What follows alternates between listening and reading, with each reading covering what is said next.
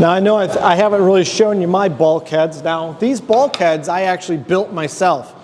These are 2x6 regular construction grade plywood, or these are 2x6 framing lumber. I think 10, 12 feet. I cut them in different lengths.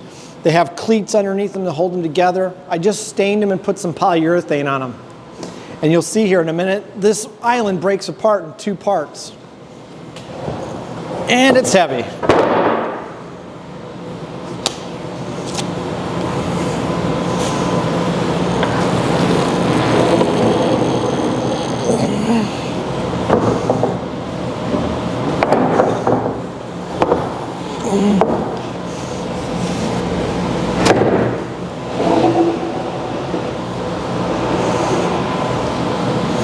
Now we get to see all the magic.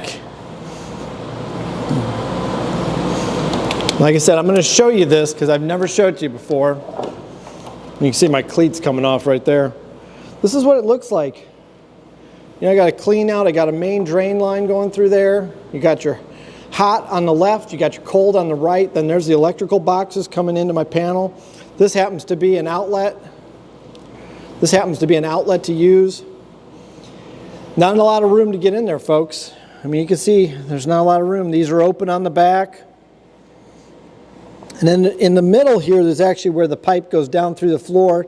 You really can't see it, but there's a dump. It's dumping in up there. And I use 4-inch pipe, if you notice. That's 4-inch pipe. And then right here, I want to show you, see that T? I mean, this is the side with washers. This side has no washers, but there's boxes. This is all pre-plumbed and pre-wired. See, there's another fill valve. There's a valve over there that's not used.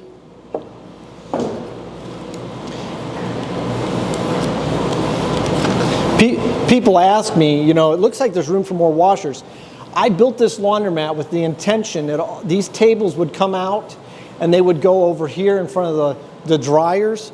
And what would go here is anything from top loaders to 20-pounders.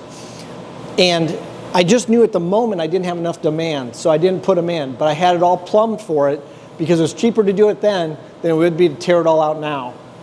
So at any time, this island, this is set up for washers.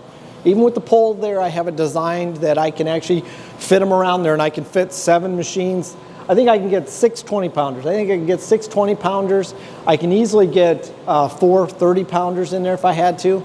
But one of the things you need to think about is if you're going to the expense of building a laundromat, think ahead, because it'll behoove you to do that instead of spending more money later and having downtime. If I want to put top loaders in here right now, I can do it right now. So that's what I do. I just wanted to show you that. So let's get into this.